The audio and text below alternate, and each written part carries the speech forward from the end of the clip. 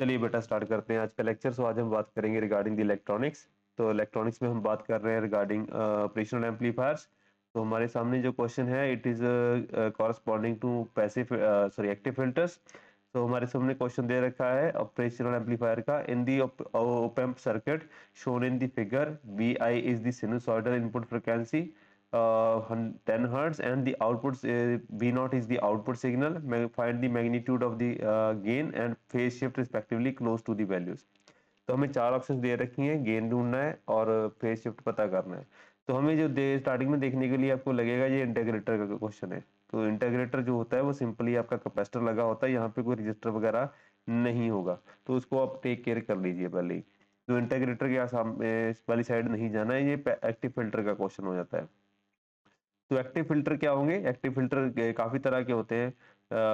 All pass filter होता है, band pass होता है, लो पास फिल्टर होता है, हाई पास फिल्टर होता है। तो एक्टिव फिल्टर्स का कंसेप्ट आपको पढ़ना पड़ेगा। तो ये एक्टिव फिल्टर से आपको क्वेश्चन आ चुका है।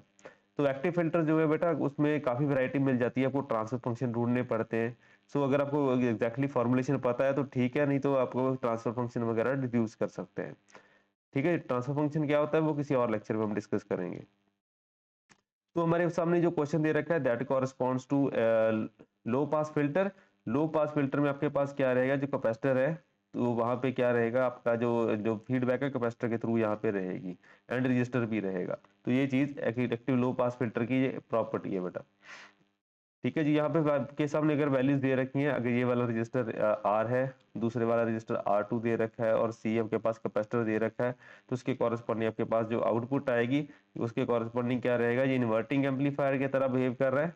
तो इन्वर्टिंग एम्पलीफायर है तो उसके कॉरेस्पॉन्डिंग जो गेन आएगा -R2/R1 आता है, तो वो आपको पता है। तो with the negative sign output हमेशा इन्वर्टेड ही रहेगी। अगर नॉन इन्वर्टिंग होता तो 1+R2/R होता। ठीक है जी, वो चीज माइंड में रखिए, लेकिन ये वाला केस यहाँ पे नहीं चलेगा। और जो यहाँ पे कट ऑफ फ्रीक्वेंसी आएगी, कट ऑफ फ्रीक्वेंसी जैसे मैंने आपको बता ही दिया कि लो पास फिल्टर की तरह एक्ट करता है। मतलब आपकी लोअर फ्रीक्वेंसीज पास होंगी और हायर फ्रीक्वेंसी जो है यहाँ पे कट हो जाएगी। तो कैपेसिटर यहाँ पे क्या करेगा, कुछ ब्लॉकिंग का काम करेगा। कैपेसिटर की जो इम्पीडेंस होती है दैट इज 1/ω/c के बराबर होती है। एट लोअर फ्रीक्वेंसी ये वाला पार्ट जीरो हो जाएगा, तो इम्पीडेंस इनफाइनाइट हो जाएगी, तो it will behave like a open circuit.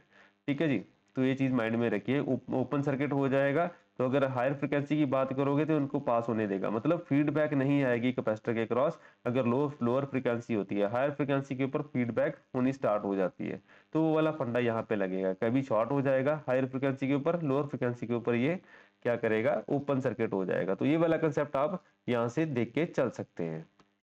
ठीक है जी, तो कैपेसिटर लगाने का फंक्शन ये वाला हो जाता है। चलिए अब हम इसको सॉल्व कर लेते हैं। प्रेटी सिंपल, अगर आपको टाइप आइडेंटिफाई होगी तो बड़ा काम ही नहीं है बेटा, ये वाला तो 1 मिनट में आपका आंसर आ जाएगा।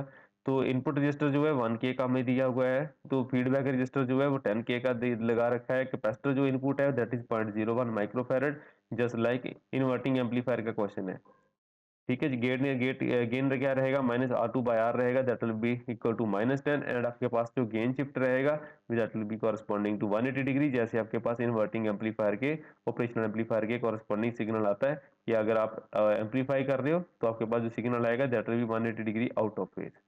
ठीक है जी, तो यही यही आपका सिंपल सा क्वेश्चन था। तो इसको हम देखते हैं हमारी कौन सी ऑप्शन ठीक हो जाती है। तो आपका गेन हो गया 10 और आपकी जो फेज शिफ्ट हो गया दैट विल बी पाई। तो ये आपकी डी ऑप्शन आ जाएगी, बाकी वाले ऑप्शन नहीं आएंगे। इंटीग्रेटर की तरफ जाओगे तो गड़बड़ हो जाएगी, तो आपका आंसर गलत हो जाएगा। तो आपकी ऑप्शन जो आएगी बेटा डी वाली होगी। तो ऑप्शन डी आपका यहाँ पे करेक्ट हो जाता है। अब इंटीग्रेटर का भी देख लेते हैं, इंटीग्रेटर होता क्या है।